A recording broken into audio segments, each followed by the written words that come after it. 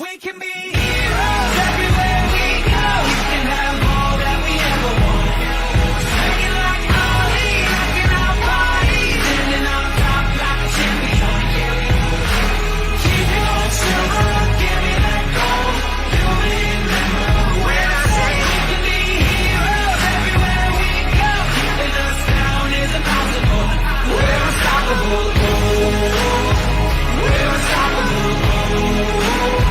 We're unstoppable, oh. We're unstoppable, oh. We're unstoppable, oh.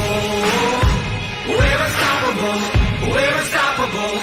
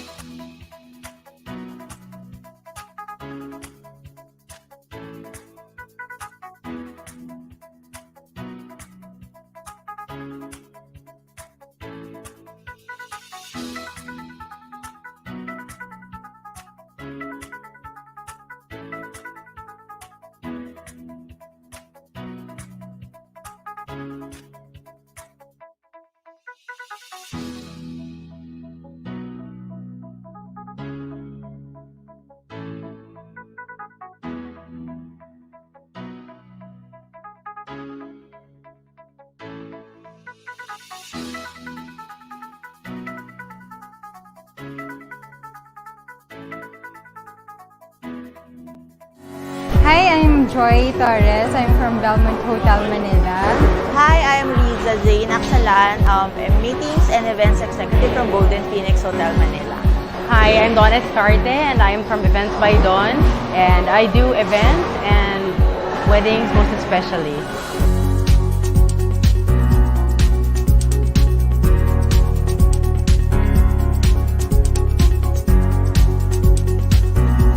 This magazine will help you a lot, most especially because Event Venue PH has a wide network of suppliers and they will give you also suggestions for different venues. For couples who are planning for their weddings, and it can also be helpful with the debutants for their debut.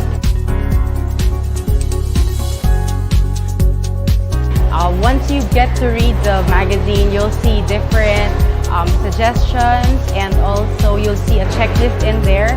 You'll be able to see what suppliers are you supposed to book, and even you'll be able to see a chart wherein you could put in your budget, wherein you will be guided very well.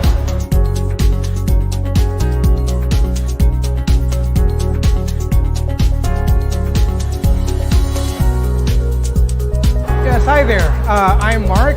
I'm one of the owners of Marky Images along with my wife Stephanie Pabico. My name is Oliver Riosa. I'm from Sykes Asia Incorporated. I'm Randolph, or you can call me Boogie. I'm the owner of GQ Mobile Bar. Hi, ako si Mark Phil from Pixelite Multimedia galing sa province of Pangasinan.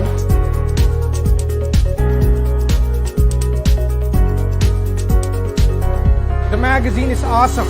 It's just like its predecessor, the website. You know, you can use the magazine to plan ahead, whether it be a wedding, debut, or a simple kiddie party. You can use the magazine to plan ahead on your event. Really unique. Walang ibang company ang meron ganito. And I believe that it's really helpful for individuals or couples that are really planning to create an event or a party.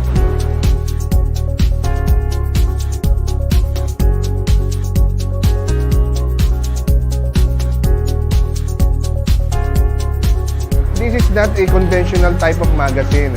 It is a new twist. As TJ said, they just called it magazine, but it's really not just a magazine. There's a twist in it. It's kind of a useful thing for a couple. Malaking tulong tong Events Venue PH magazine kasi ito yung magiging guide ng mga aspiring couples kung ano yung mga kailangan nilang hanapin para sa kanilang wedding or sa kahit anong event. Ito rin isang magandang isang venue para ma-showcase ng mga suppliers yung mga kung ano yung mga services nila, mga specialties nila, at kung ano yung meron sila na wala sa iba.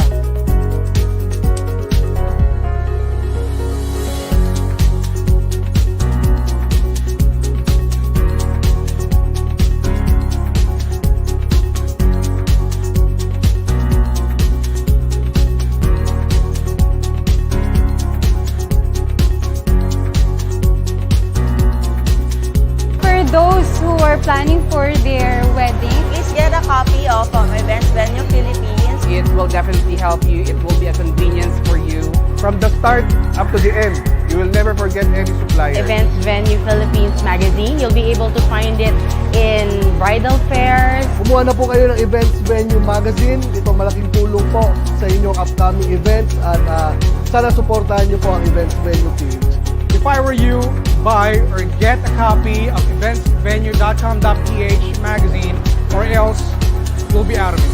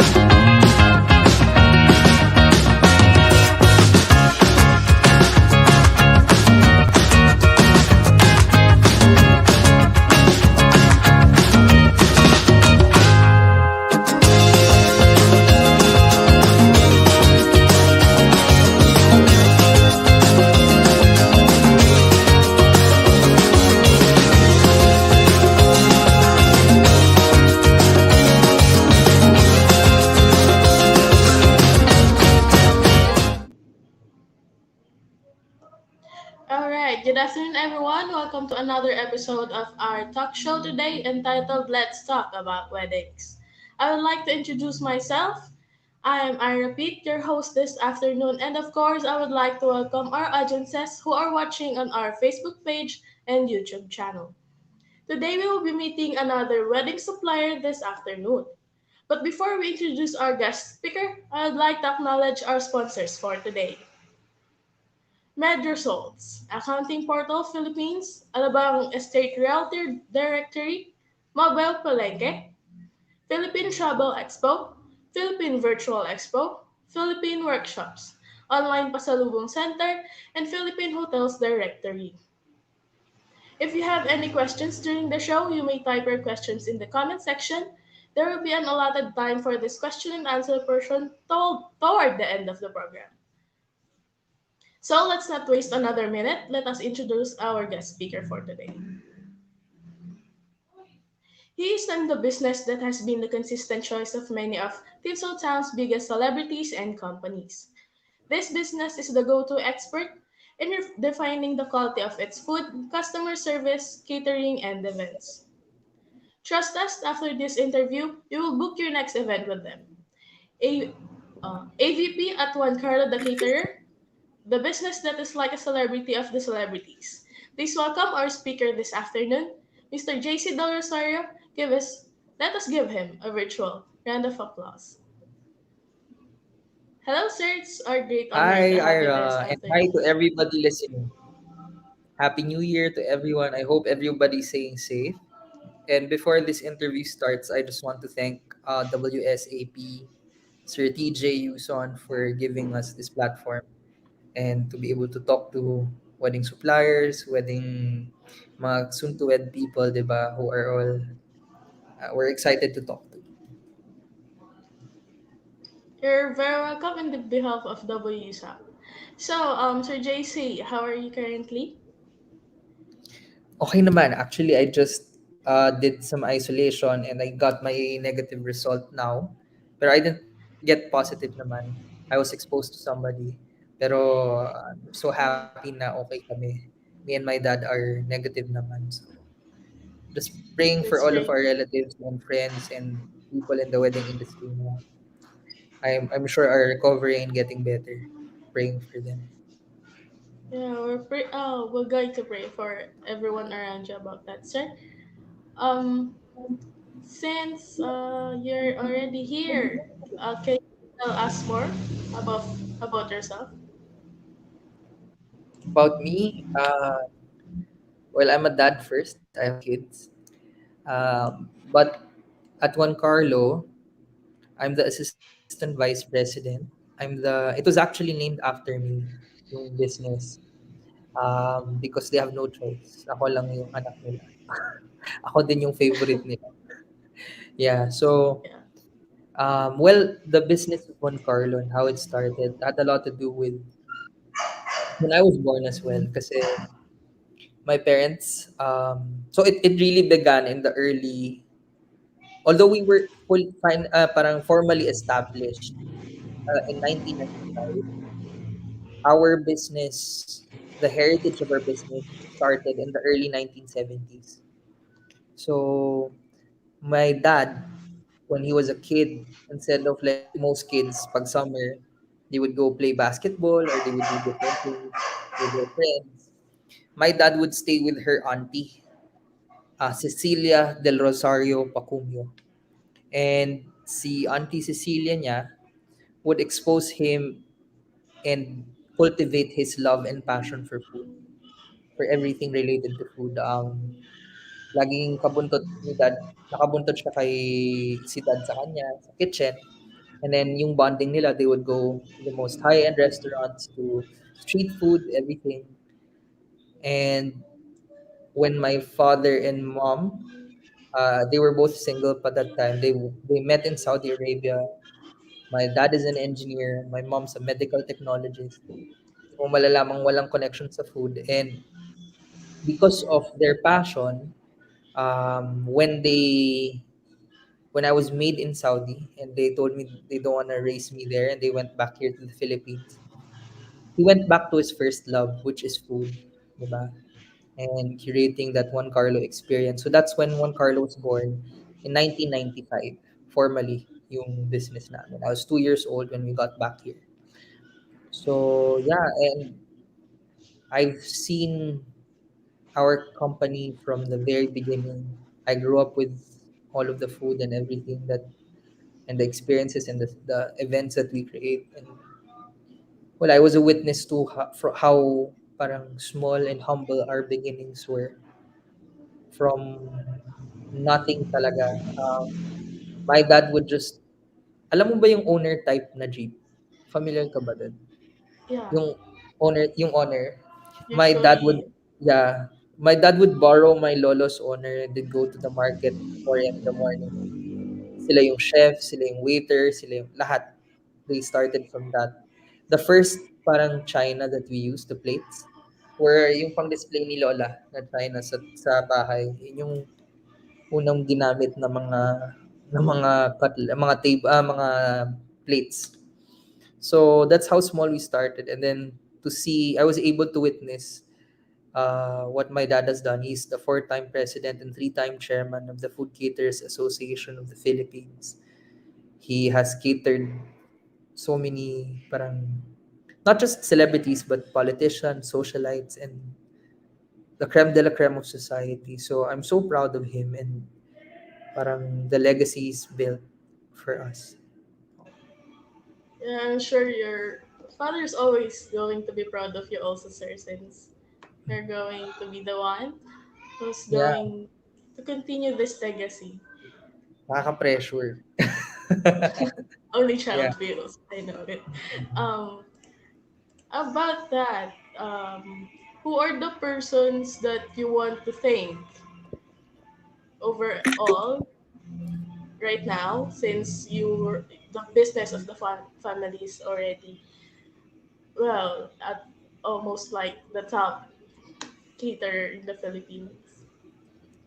Well, of course, I always want to honor, although she's already in heaven. Actually, that's her. That's Lola Cecilia del Rosario. So we're at the president's office, and um, we always try to honor her legacy in everything that we do. Sa dishes namin, sa everything. Yung, although she's not here anymore, yung mga dishes niya na nanalo ng mga awards continuously against the top caterers in the world.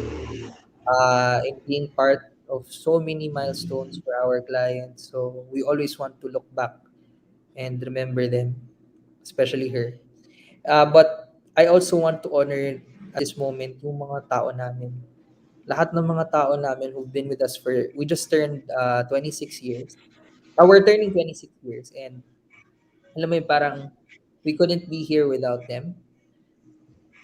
And of course, to all of the wedding suppliers, to all of the wedding partners natin, the coordinators, all the different wedding suppliers.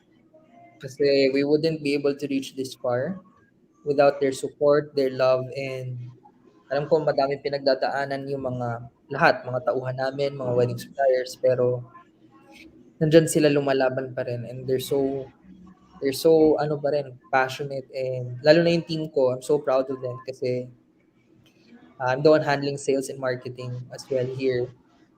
They continuously exceed their targets even during the pandemic. So I'm so proud na kami mismo sa executive committee, sa management, na-inspire kami sa kanila.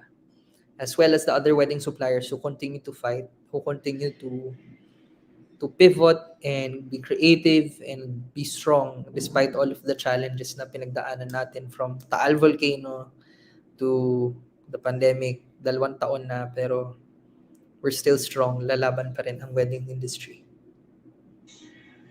Yeah, I'm really glad to have business is really built by bond and the trust with the people around it, not just the operation itself. And speaking of the new normal setting that we are in, what are the adjustments that you have made?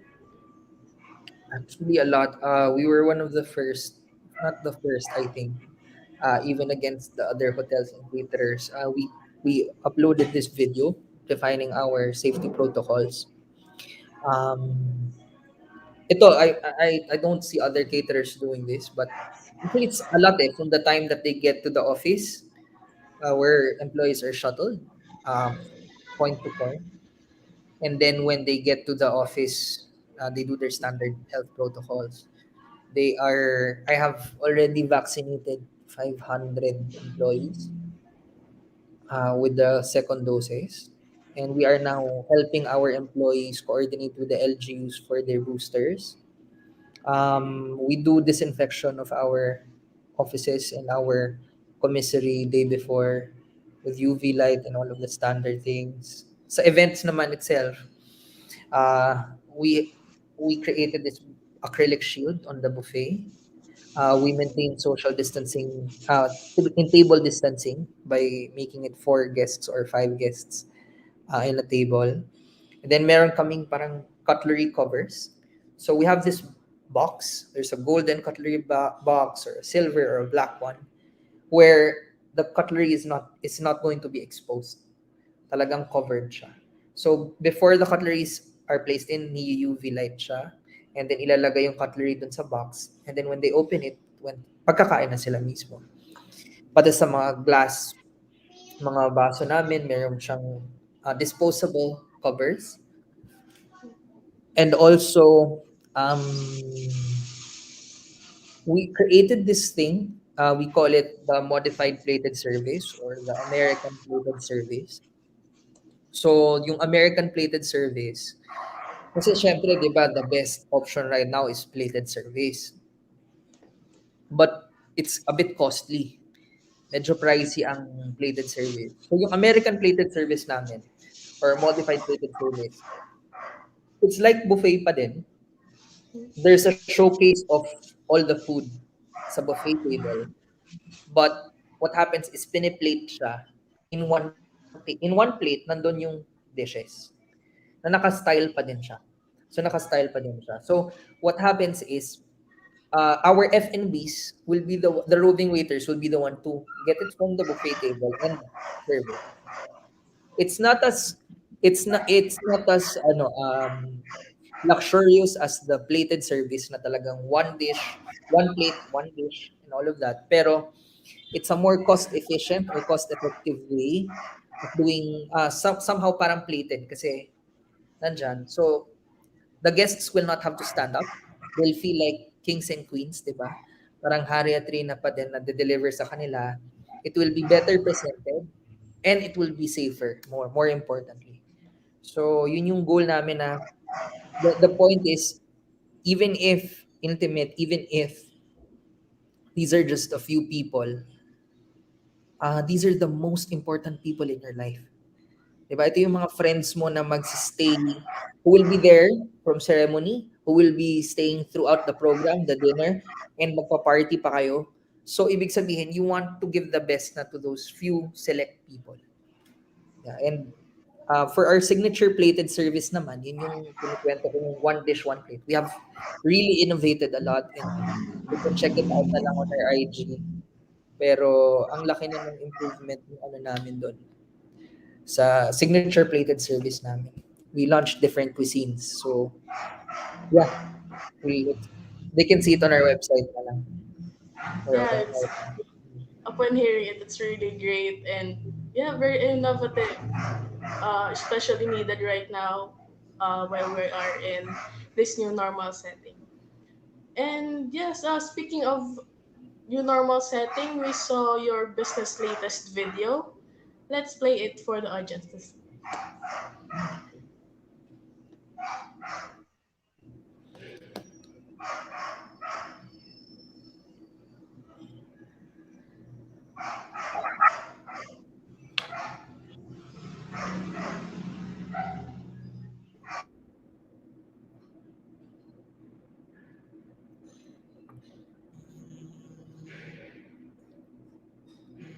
You when the sun begins to fall. I'm waiting here for you. Won't you answer my call? Don't you wanna get cozy with me? We'll dive into a reverie.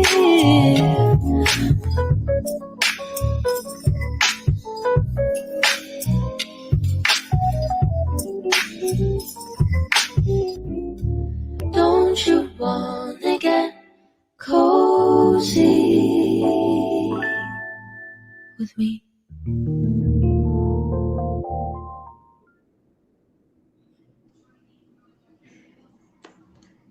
There, that's wonderful. It's a celebrity, right? Can you tell us what it is about?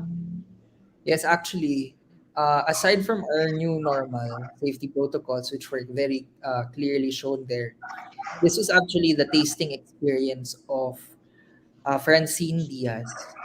So she's going to be our celebrity debutante soon.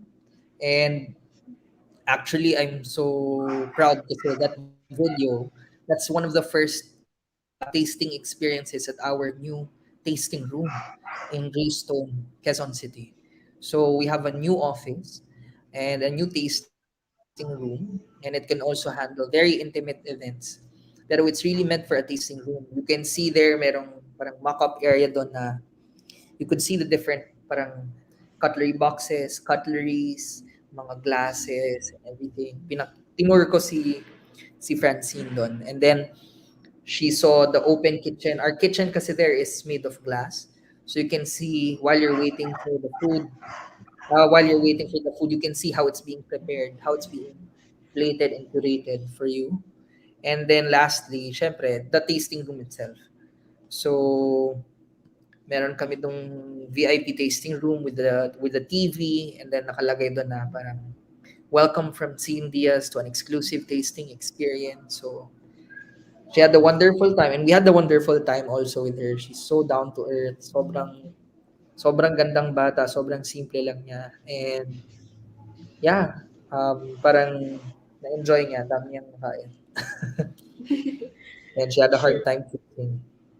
Sino ba namang hindi makakakain ng marami when you're in a wonderful ambience around you, right? And of course, very well served food in front of you. Yeah. Yeah, speaking of celebrities, since we saw that you already encountered a lot of them, can you share to us who's the celebrity that made a really good impression while working with you? Of all the celebrities, siguro yung very down to earth na na-appreciate ko si Angel Locsin. I forgot what event we had, pero Angel Locsin she would really hug yung mga FNB namin. You will see na how genuine she is talaga as a person. Sobrang bait. There are a lot of parang celebrities who are also friends, who are also parang family na din to us. Nagmo-movie date lagi si Annabel Rama kasi we did the mga anak niya, mga wedding nila. So Annabel Rama ka-movie date lagi ni Dad ganyan, and they would parang she's so true and authentic. Mas gusto ko yung ang daming magugulat ka sometimes, you think ay artista yan, pero when you get to know them parang wala, they're friends lang talaga. They're just normal people. That's really nice to hear. I hope this will be an inspiration for any other caterers there. And about the challenges encountered in the business, do you have some recently? Sobrang challenge. Kinakain natin for breakfast, lunch, and dinner. Ano ba? For example, when the pandemic began, we didn't know that it was gonna be this long. We didn't expect it would be for 2 years now. We thought it was gonna be for a month or two at most. So we had 5 million worth of inventory that was going to go rotten.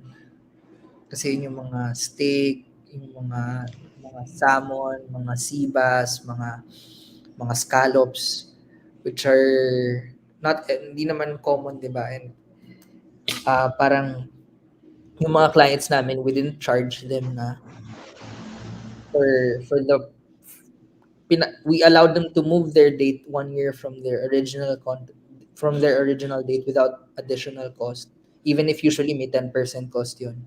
Hindi na namin chinarge ng 10%. Hindi pa namin chinarge yung food na nabili. Because we thought that it would be a short time lang and we could mabibenta namin siya. So that's one of them. And excuse me, what we did is we tried to sell it as a grocery. yung mga raw ganyan, but people wanted it luto pa din. So we continued One Carlo to go naman. Lumakas yung One Carlo to go namin during the pandemic times. We even had corporate accounts na 500 a day or ganun kadami yung daily na mga meals nila. So naubos din naman namin eventually yung mga stocks and nag-replenish pa. Pero ang daming this pandemic has really challenged us to innovate kasi uh, parang we were having a very hard time with the number of packs because 'di ba from we're used to ang minimum namin is 150. Now during the lockdown periods it was like mga 20, 30 guests. Yan yung normal na inquiry. So imaginein mo parang I have to feed 200 regular employees and 500 employees. So parang how am I going to do this? So what we did, we added value. We innovated so much our plating, how we plated our food, new international cuisine. We even hired chefs na ang dati niyang mga clients sa restaurant niya si Ed Sheeran, ganun. Ganung level ng mga chef na yung we really went all in and we innovated further. So we were able to charge more, but we added so much more value as well. So kahit na 30 packs na lang siya, parang malaki pa rin yung order value niya. Siyempre, iba na din yung ingredients ng 30 packs na high-end na food na yun.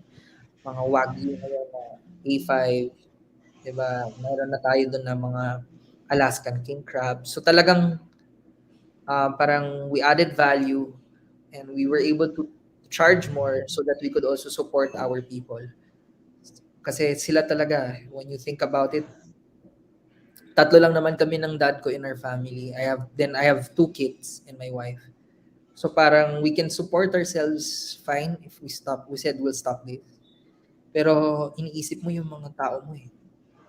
Paano sila? Paano yung mga pamilya nila?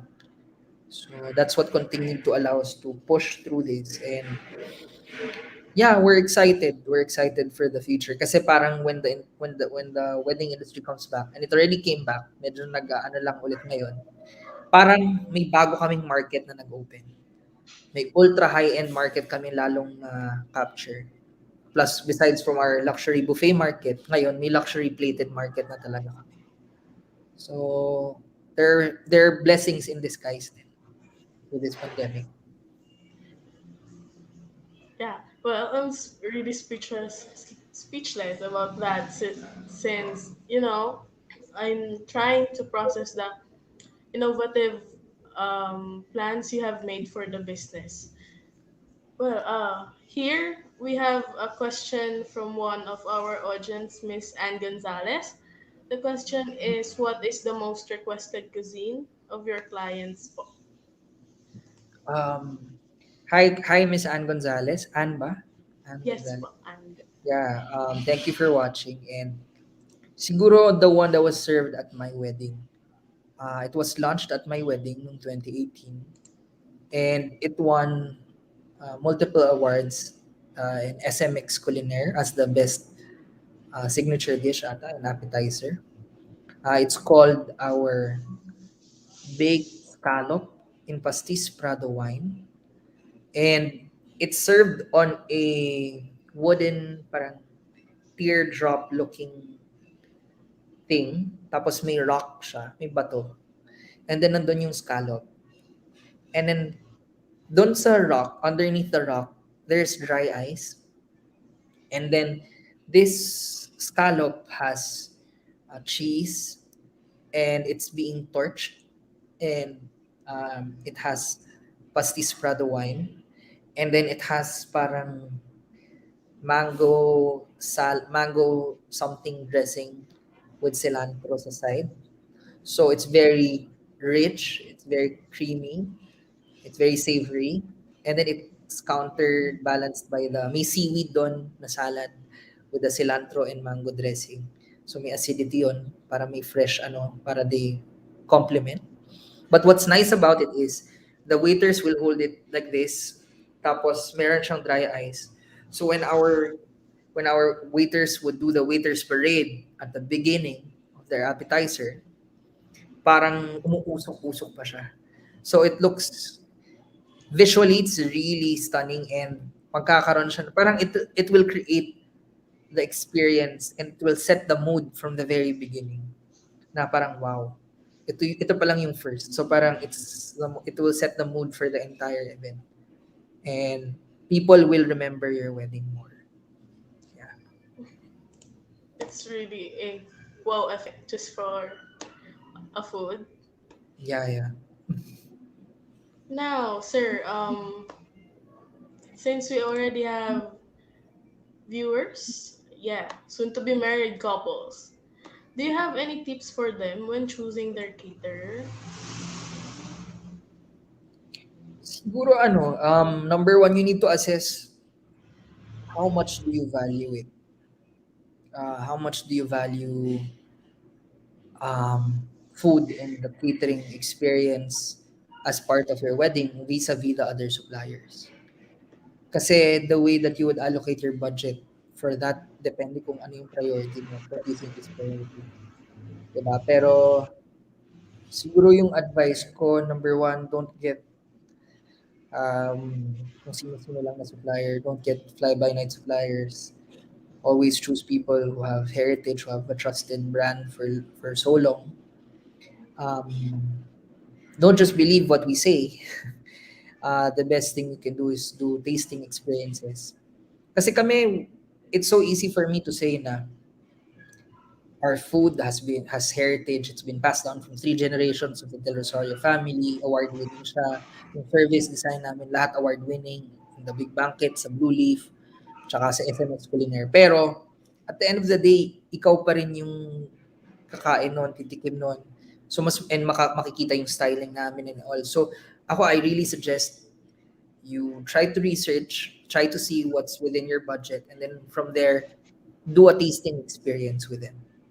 Do a food tasting. Kasi that's the only real way for you to know na don't just believe on parang yung mga quotes or packages. Kasi the quotes or packages, o nga, mura. Pero you get what you pay for. I mean, yung kakainin doon, baka yung quality, it's not the same. So, I would really suggest it's tama, mag-canvas kayo, pero you also do tasting experience. Para you can see for yourself if worth it ba talaga lahat ng sinasabi ng salesperson ng account executive na catering companies. Yeah, that's really great to hear. I hope our audience took notes for that advice. Now, thank you, Mr. JC, for giving us some of your precious time with wonderful stories and tips, of course. But we're not done yet. Let's just have a quick commercial break.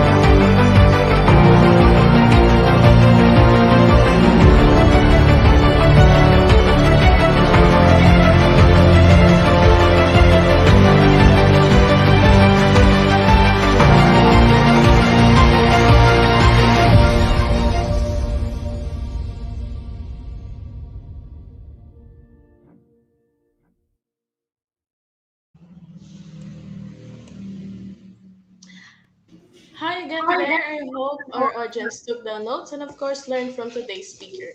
Thank you so much, our dear guest speaker this afternoon, Mr. JC. For the acknowledgement of your participation, and e certificate will be given to you.